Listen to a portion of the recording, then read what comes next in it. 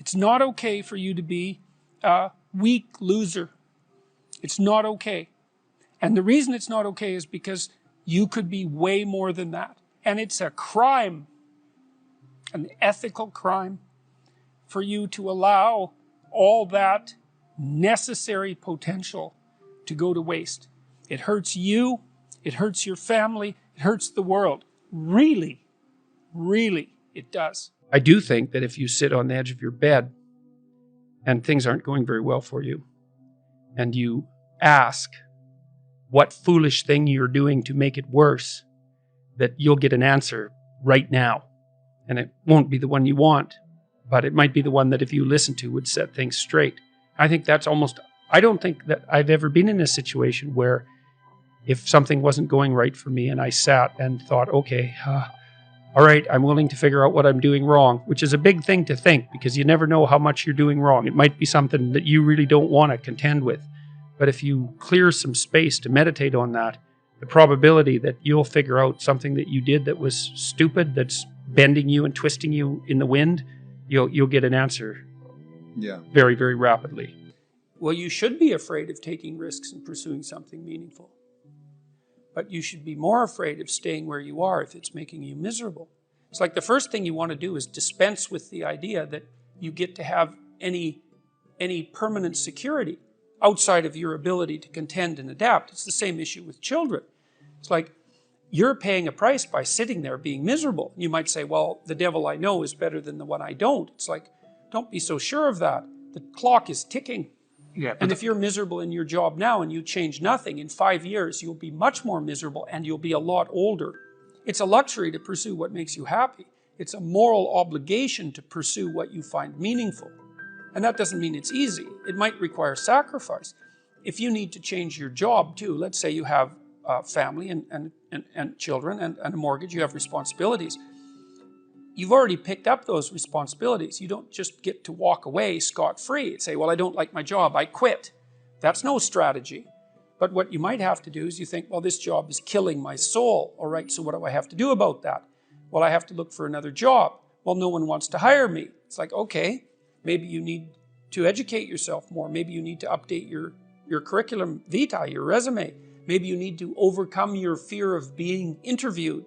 Maybe you need to sharpen your social skills. Like, you have to think about these things strategically. If you're going to switch careers, you have to do it like an intelligent, responsible person. That might take you a couple of years of effort to do properly. If you could have what you needed and wanted, what would it be? What sort of friends would you have? What would your family relationships look like? How would you conduct yourself with your children? How would you educate yourself? You need to think through how it is that your life could be properly arranged if you had that ability. And then you can aim at that. And the funny thing is that if you do posit a goal of that sort and work towards it, you will move towards it. The goal will change because you'll learn things along the way. But I mean, I've dealt with hundreds of people in my clinical and consulting practice, and we set a goal, we develop a vision and work towards it, and things inevitably get better for people. So it's not a luxury, it's difficult. It's a moral responsibility, and it isn't happiness. That meaning is what you have to buttress yourself against the tragedy of life. It's like engagement. We're having an engaging conversation. You know, we'll walk away from this, and hopefully the people who are watching, they'll walk away and they'll think that was worthwhile. It's like, okay, think about what that means. Mm-hmm. It means that despite the fact that you're a fragile, damaged, mortal creature, you found something to do that announced itself as worthwhile. Mm-hmm. That's meaning. It's an instinct. Like, it's a deep, deep instinct. It's maybe the deepest instinct. It's like a form of vision, except it's not like an embodied sense. It's not a specified sense. Meaning tells you when you're in the right place. And the right place is between chaos and order. And those are real places. Your hemispheres, like your right hemisphere is roughly evolved, let's say, to deal with things you don't understand. That's chaos. And your left is there to deal with things you do understand. And you can't just stay with the things you do understand because you already understand them. And you can't just stay with what you don't understand because then you're lost. Yeah. Well, you need to be in the middle of those two. And you can tell when you're in the middle because everything lines up and you feel engaged and that what you're doing is meaningful. It's like, that's what you pursue. Expedience is you do the thing that gets you off the hook the fastest right now. Well, you play that game across time, it doesn't work. It sends you down because you're sacrificing the future for the present. Meaning doesn't do that. Meaning says, I'm here where I should be. And you can't tell why. It's just that everything is right. And you get this physiological sense. Right place, right time, right conversation. You know? And that's usually a conversation where you're both trying to expand the way that you look at the world. Well, so you follow this meaningful path. That's your buttress against the tragedy that produces resentment and malevolence. His meaning is the antidote to that. And that's the fundamental religious truth. And it's really true. That's the thing that's so... Life is suffering. That's true. There's malevolence. That's true. Meaning is the antidote to that. Yes. And it's not some kind of fragile epiphenomena. It's the deepest thing. So people need to know that. It's so important to know that. People say, well, meaning isn't real. It's like, no, that's wrong. It's actually the most real thing. It might even be more real than suffering and evil. It's possible. And like, I think about this technically, you know, this isn't a metaphysical assumption that I'm making. And you do feel it. You feel it in your body. It's not just a mental thing. It's not an idea. It's a place. It's a place. Because we're in time and space, right? And a place is a place, you know, 3 dimensions of space, but it's also a time. And when the place and the time are set up properly, you're in the right place. And your brain is telling you that. Your being is telling you that. Yeah, you got it right. Right? You know, it's going to fall apart because you're not going to be there all the time. Yeah, well, you say, you know, you go see a great movie. It's like, hey, you're in the right place at the right time. And you're engaged. You're completely engaged in it. It's because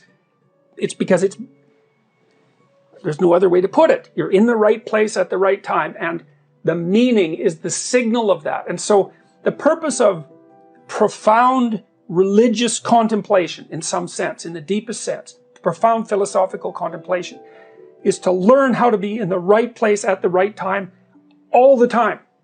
Now, you can't, because you're not perfect, but you can be there a lot more than you are, and you can actually practice it. You practice it by paying attention. You watch yourself during the day like you don't know who you are, eh? Or what you're doing. And you notice, oh yeah, right there, I was listening to that piece of music, or I was having that conversation, or I was doing this piece of work. Then I was there for like 10 minutes. Okay, why?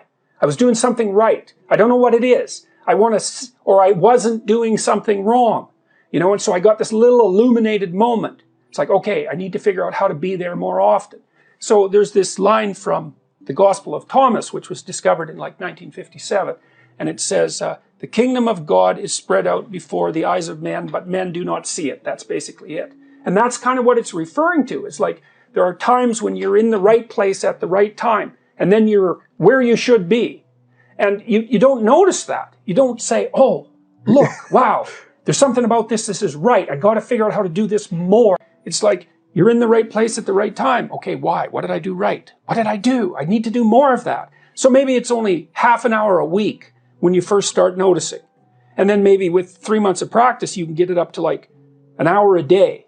And then maybe you can get it up to 4 hours a day. And God only knows where you could get it if you keep practicing, you know. You can be there. We don't know what the upper limit of that is. No one can live without a routine. You just forget that. If you guys don't have a routine, I would recommend, like, you get one going, because you cannot be mentally healthy without a routine. You need to pick a time to get up. Whatever time you want, but pick one and stick to it, because otherwise you dysregulate your circadian rhythms and they regulate your mood. Genie is the root word for genius. There's this unlimited power that's associated with genius, but it's constrained, and that's really what the human spirit is like, because it has this aspect of the infinite, right? And it is something that can grant wishes, but it's also constrained terribly. We're constrained mortally and physically and all that. But the thing is that both the infinite possibility and the constraint are necessary, right? That's what makes up the genie. It has to be both at the same time. And the idea that, you know, if you find your genie, you can have your wishes. It's right, but you have to really want what you're wishing for, Right? You have to make the proper sacrifices to get it. It can't be just some whim. You think, well, I wish I had whatever it is you're wishing for.